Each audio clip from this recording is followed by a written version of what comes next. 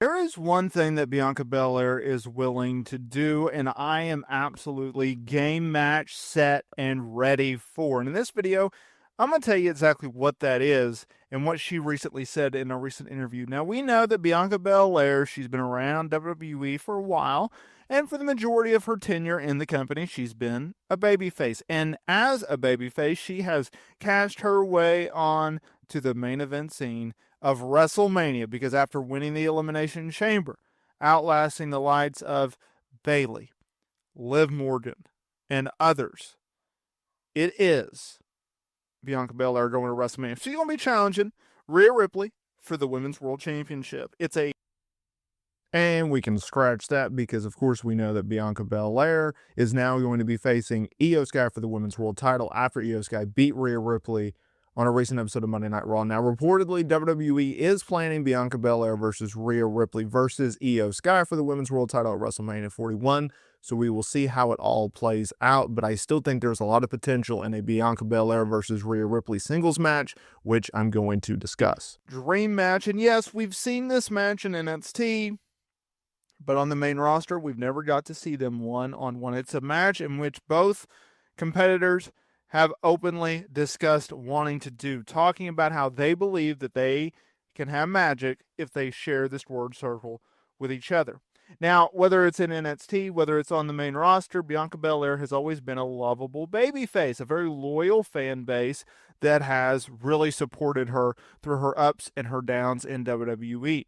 And recently, she's been in the middle of the Jade Cargill situation, right? Where Jade Cargill, she was attacked in late November, a mystery attacker angle, whodunit type of thing. Well, she returned at the Elimination Chamber. It was Liv Morgan, it was Naomi. They were squaring off, about to get it on inside that Elimination Chamber, while Bianca Belair was in a pod watching on. It was Jade Cargill returning, going after what seemingly was Liv Morgan. In fact, turned her focus, turned her attention to Naomi, and went after her and beat her down in a very vicious way. Now that sets the scene because Jade Cargill and Naomi, well, they're going to be feuding into WrestleMania. And it sends Bianca Belair on her way to WrestleMania and is working with Rhea Ripley. Now, Bianca Belair recently did an interview with Sean Ross Sapp, and he asked her about potentially turning heel in WWE.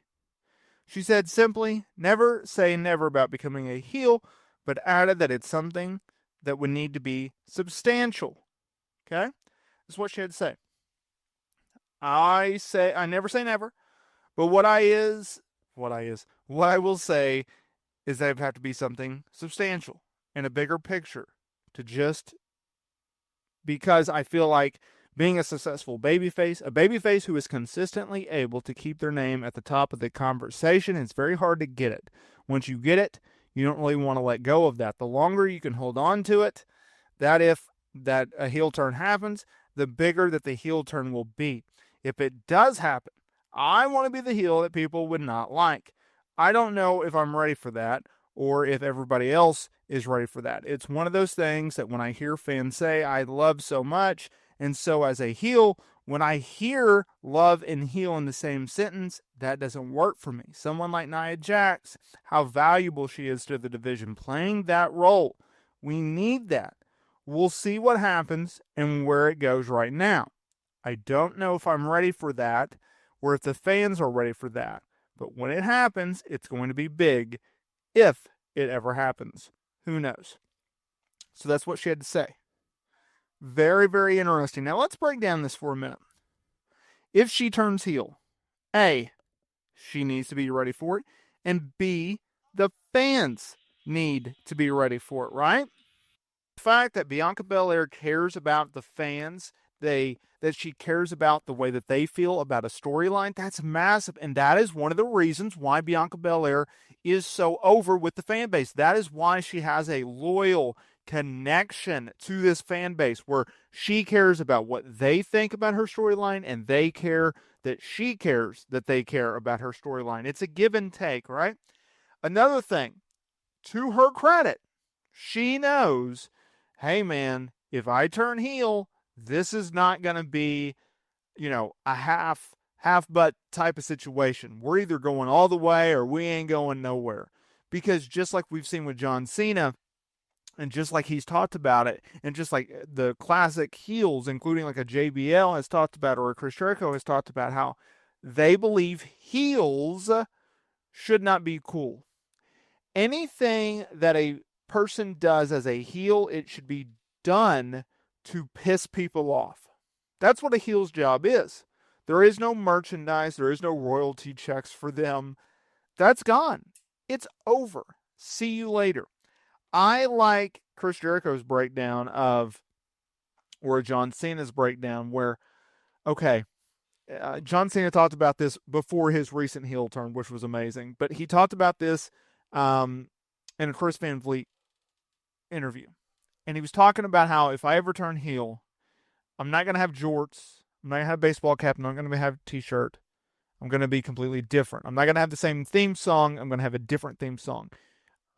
His catchphrase was loyalty, what is it? Loyalty, respect, and something else. Well, he's not going to have any loyalty, and he's not going to have any respect, and he's not going to be accountable.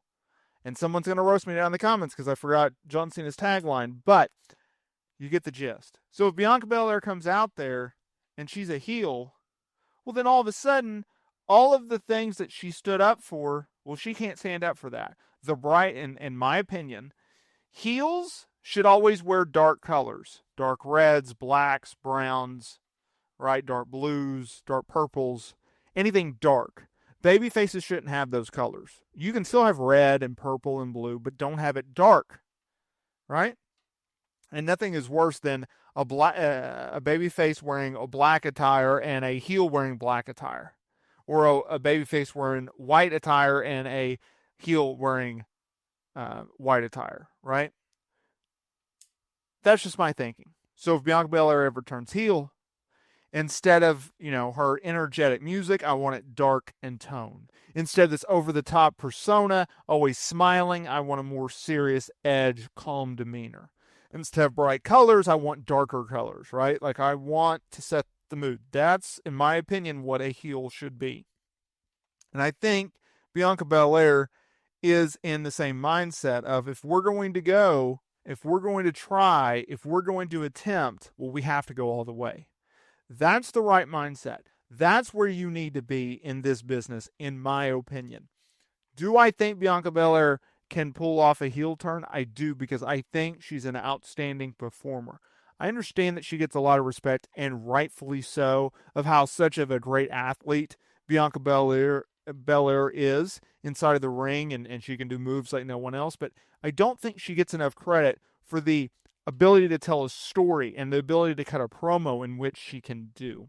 And I think you need to put a little bit more respect on her name for that. And I'm hopeful that in retrospect, when she goes into the Hall of Fame, that Bianca Belair will get the respect that she deserves, because she's had an amazing career. And the crazy thing is, she's still very young. She still has a lot to do in this industry and in this business. And for that, I'm very excited to see where Bianca Belair can go.